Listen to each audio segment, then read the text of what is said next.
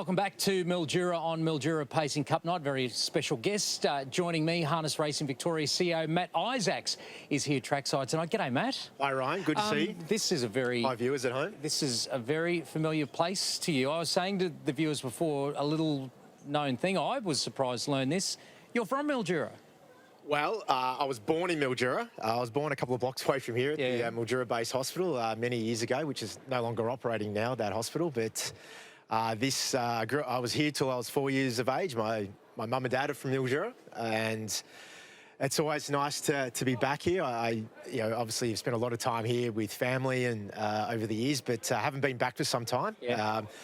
And it was quite good coming in today, so it's a pretty special place. Did you behave yourself at Mildura Cups in years gone by when you'd come here? Or? My first ever experiences with harness racing were at this track with family. A combination of harness racing here, and for those that don't know, there's 2 football ovals in the centre of the track, so I've played on those ovals as well, and watched family play football in those ovals. So Mildura, a special place. Yeah. So between Mildura and Bendigo, I know you've spent a lot of time in as well. You seem to follow harness racing hubs wherever you go, it seems. Well, I think that's the joy of being a country kid, I guess. So so no, it's great. So it's part of your DNA. And now you're with obviously Harness Racing Victoria as well, doing a great job, Matt.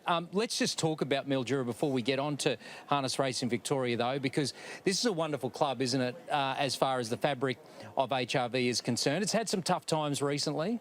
Yeah, I think, for those that don't know, Mildura runs the second most meetings out of, any of our clubs other than Melton. So the heavy lift that this club does, led by the president and his committee, is nothing short of outstanding. Pud, as he's affectionately known, or Alan, they've done a remarkable job. He's well supported. They've just appointed a new club manager.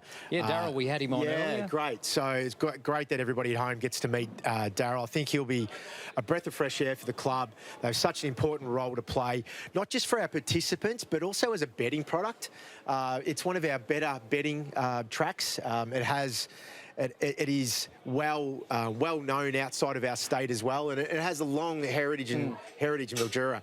I think from memory, Ryan, it might actually be the first regional track in Australia that had harness racing under lights. Okay. So I could be wrong on that. Well, somebody at home been going since 57. Somebody at home might correct me on that, but I think I could be right on that. Okay. Well, you'll be up there asking the right questions to the right people in the committee room tonight, I'm sure. Harness Racing Victoria. Look, let's not shy away from it, Matt. It's had some challenges, particularly since you've come into the role and you've had to make some tough decisions.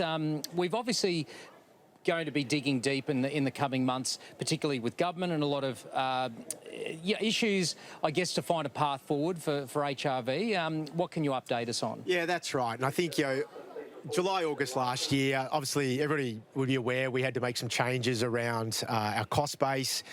And I can confirm that, we're on track to take out, as we suggested July, August last year, we had to take around $10 million in costs out. 4 of that was through prize money and returns to participants, and around $6 million of that was within the HRV organisation around people and other services. We have other changes to make. Our priority will be changes to HRV as an organisation with how we set up and structure, and other services, so other changes to some services there into the future. So we are working on that with future announcements in the next number of weeks to come. Additionally, we're working closely with the industry to develop what we consider a race program that will help drive our revenue. So our revenues are derived, for those that just to remind everybody, 99% derived from wagering outcomes. So we really need to be able to stimulate and connect our product back with punters. So that's going to be key, and where we race and when we race is a key part of that. So they're 2 key things that we're working on, and everything we're doing is obviously focused on preserving returns to participants so we can prevent any further change to that. So we'll continue to work hard on the cost saving, on the services, and be really efficient in the way we do business, and then obviously work on how we promote and how we engage our product back with punters to drive revenue. And a big part of this too do with the next steps, Matt, is the transparency of it all as well. You've obviously had to get a lot of ducks in a row, and we are a government organisation. We need to be led by a lot of the decision-making around that, but we are going to be transparent to the industry. You and I have sat down and had a series of conversations, and we'll make sure that all of the information is out there for the participants. That's right. So, for those at home, Ryan and I have had an opportunity to have a few fireside chats, and that's in post-production now, and we'll get that out as soon as possible. We continue to work closely with government, who have been incredibly engaged at the most senior levels, whether it's a Premier who is a regional representative out of Bendigo, and our Racing Minister, Minister Carbines. We are working on, I guess, the future funding requirements for the industry, so we ensure we have a sustainable future. But that being said, we've still got to do our part as well as an organisation, and we've got to continue to evolve, and we're doing that. So in the coming weeks, we'll be very transparent around those changes. We'll be very public about that as well. And I just thank everybody for their patience, because it has been incredibly challenging to work through.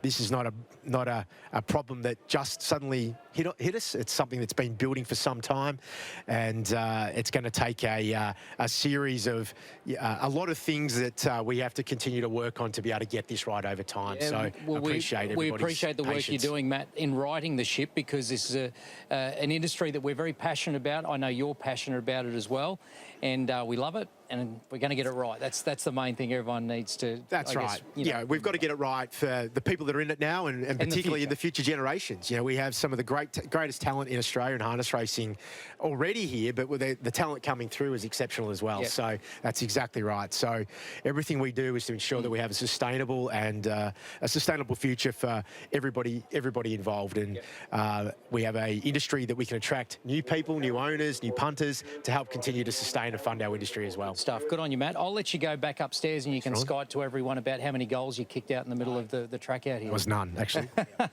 Good on you, Matt Isaacs.